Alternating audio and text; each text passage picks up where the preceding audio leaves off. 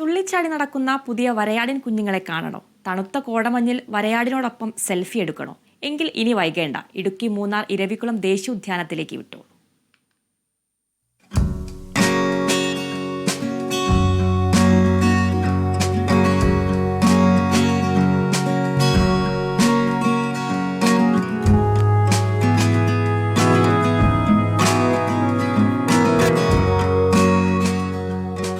ഒരിക്കൽ വന്നാൽ വീണ്ടും വീണ്ടും വിനോദസഞ്ചാരികളെ ആകർഷിക്കുന്ന പ്രകൃതി മനോഹാരിതയാണ് ഇരവികുളം ദേശീയോദ്യാനത്തിൽ. അതുകൊണ്ട് തന്നെ വരയാടിന്റെ പ്രജനനകാലം കഴിഞ്ഞ് പാർക്ക് തുറന്നതോടെ നിരവധി പുതുമകളാണ് വിനോദസഞ്ചാരികൾക്കായി പാർക്കിൽ സജ്ജമാക്കിയിട്ടുള്ളത്. തുള്ളിച്ചാടി നടക്കുന്ന പുതിയ വരയാടിൻ കുഞ്ഞുങ്ങളുടെ കാഴ്ചയും സഞ്ചാരികൾക്ക് പുതിയ അനുഭവമാണ്.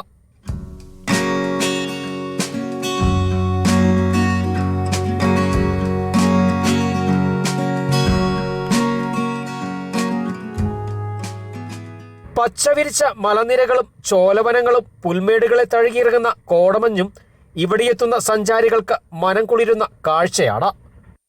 ഞങ്ങൾ പാലക്കാട് നിന്നാണ് വരുന്നത്. പാലക്കാട്ടിലെ ചൂട് എല്ലാവർക്കും അറിയാവുന്ന പോലെ ചൂട് കൂടുതലാണ്. പക്ഷേ ഞങ്ങൾ ഇവിടെ വന്നപ്പോൾ നല്ലൊരു എക്സ്പീരിയൻസാണ് കിട്ടിയത്. ഞാൻ 3-4 പ്രാവശ്യം ഇവിടെ വന്നിട്ടുണ്ട്. എങ്കിൽ പോലും ഇത്രയും വരയാടുകളെ കണ്ടൊരു ചരിത്രം ഉണ്ടായിട്ടില്ല. ഇത്ര അടുത്ത് കിട്ടുന്നൊരു എക്സ്പീരിയൻസ് വളരെ നല്ലൊരു എക്സ്പീരിയൻസ് തോന്നി. പ്രത്യേകിച്ച് ഈ സമയത്ത് കോട ഇറങ്ങുകയും വരയാടുകൾ വന്ന് അടുത്ത് നിൽക്കുകയൊക്കെ ചെയ്യുന്നത് വളരെ നല്ലൊരു എക്സ്പീരിയൻസ് തന്നെയാണ്. മധ്യവേനൽ അവധി ആരംഭിച്ചതോടെ ഉദ്യാനത്തിലെത്തുന്ന സഞ്ചാരികളുടെ തിരക്കും വർദ്ധിച്ചിട്ടുണ്ട്. വളരെ നന്നായിട്ടുണ്ട്. ഞാൻ ഫസ്റ്റ് ടൈമാണ് മൂന്നാർ വരുന്നത്. നല്ല കോടയുണ്ട്. തിരിച്ചിറങ്ങുമ്പോഴാണ് നല്ല കോട വന്നത്. അപ്പം എന്തായാലും ഹാപ്പിയാണ്. വളരെ കുറവാണ്. ഞങ്ങൾ പാലക്കാടാണ്. അപ്പോൾ ഇവിടെ വന്നപ്പോൾ സ്വർഗ്ഗമാണ്. മൂന്നാറിലെ മലനിരകളിൽ മാത്രം കണ്ടുവരുന്ന അപൂർവയിനം സസ്യങ്ങൾ നട്ടുവളർത്തിയ ഓർക്കിറ്റോറിയവും സഞ്ചാരികൾക്കായി ഒരുക്കിയിട്ടുണ്ട്. പ്രദേശത്തെ ചോലവനങ്ങൾ മഴവെള്ളത്തെ വൻതോതിൽ സംഭരിച്ചു നിർത്തുന്നതിനാൽ അതീവ പരിസ്ഥിതി പ്രാധാന്യമുള്ളവയാണ്. മതിവരുവോളം ഈ കാഴ്ചകൾ കണ്ടാണ് ഇവിടെയെത്തുന്ന സഞ്ചാരികൾ മടങ്ങാറ്.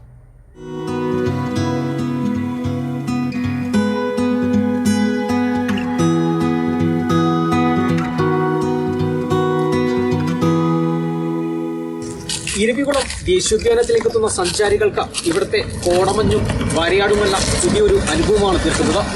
ഇവിടെ എത്തുന്ന സഞ്ചാരികൾ വളരെ സന്തോഷത്തോടു കൂടിയാണ് മടങ്ങാറ്. Vineesh Antony, Kerala Vision news.